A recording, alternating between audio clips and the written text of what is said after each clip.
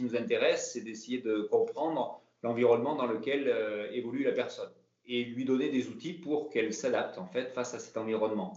Et c'est vrai que les problèmes de dos, pendant longtemps, c'était les personnes qui étaient, on va dire, censées être concernées, c'était les personnes qui étaient confrontées à du poids ou des gestes particuliers. Et il y a longtemps, quand il y a la sonnette d'alarme, sur les personnes qui sont en position assise. Voilà. Et donc, en cette période de confinement où ben, le télétravail prend un essor pratiquement obligatoire pour certaines personnes, c'est pareil, hein, c'est-à-dire qu'on va de nouveau se retrouver confronté à ces problématiques de taux et TMS. Alors, le télétravail, ça a plein de bons aspects, Oui. mais justement, ce qui se passe, c'est que les personnes, quand elles se retrouvent chez elles, on peut imaginer qu'au travail, leur environnement professionnel a été pensé.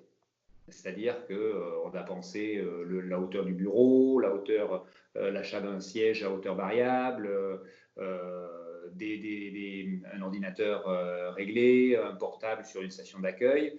Voilà, un environnement, une organisation du bureau qui correspond à l'environnement. Mais dès que la personne se retrouve chez elle, il y a des chances que ça ne soit pas le cas. Alors quand c'est pensé en amont, parce qu'il y a des entreprises qui favorisent le télétravail, bien souvent le dirigeant en amont peut avoir aidé le collaborateur à réfléchir à tout ça.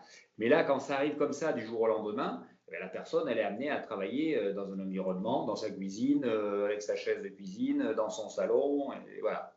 Et donc, souvent, ce qui se passe aussi, c'est qu'au travail, on peut être amené à bouger parce qu'on a des réunions, parce qu'on va à la photocopieuse, parce qu'on va discuter avec des collègues. Souvent, la personne, des fois, quand elle est chez elle, en télétravail, prise par son travail, eh bien, elle reste plus longtemps en position assise. Et on le voit, hein, aujourd'hui, moi, j'ai des personnes qui me relatent pas mal de problématiques au niveau du dos, depuis le bas du dos, les cervicales, des tensions au niveau des membres supérieurs, fourmillements.